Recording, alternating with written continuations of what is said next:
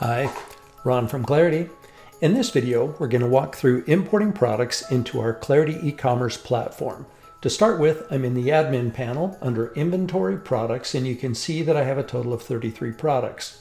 And just to show you, I'm going to bounce over to the storefront and scroll down, and in my catalog you can see I'm showing 1 of 12 of 33 total products in my catalog.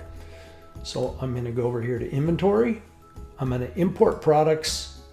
Going to add a file, and I've added my automotive and electronics. Those are my 33 products so far. I have not added my plumbing. So I've created a spreadsheet, being able to import. Now products are either created in the admin UI, they're imported via a spreadsheet like this, or for mid to larger clients, typically we're integrating their NetSuite, their Oracle, and they've got all their products in either a PIM or an ERP. In my case, I'm a standalone demo, so I don't have that.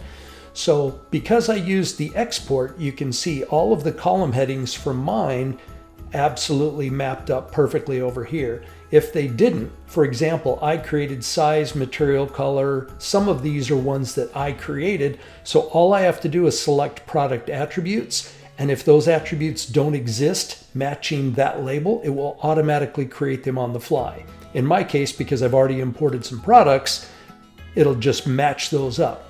Now what I can do is I can stage my import. So it's going to go through my file and it's going to go, hey, you've got another 32 products in here. And if there are any products that already exist that are being updated via this spreadsheet, let's say, for example, I took that spreadsheet, I updated my stock quantities and then re-imported it at the end of the week, it would literally go back and say, we're going to update 32 products, and it would go through and only update the fields that changed, in that case, stock quantity. So in our case, we're going to go ahead and approve and import. It's going to run, and it moves pretty quickly, but as soon as it's done, it's going to give us a quick little summary report at the bottom of the screen. So here we are, imported, category, 64 product assignments. Now, why, if there was 32 products, did it do 64? Because it assigned those products to the parent category, plumbing, and then to the subcategory, valves. So if a product was in the valves category, it was assigned twice. And so it's going to be 32 products, but we had 64 category assignments.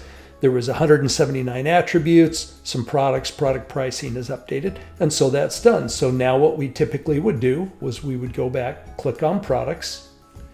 We would now index. Now, when I clicked on index before this, it was 33 products. So now if I click on index and it runs, it comes back and says, hey, you've got 65, which is the 33 I had plus the 32 I just did. So now if I come back to my storefront where I've got my 33 products, if I do a hard refresh and let it reload the catalog, scroll back down, you can see now I've got 65 products, and I can scroll back, go to some of the laters, and you can see here's all the plumbing products that I just imported.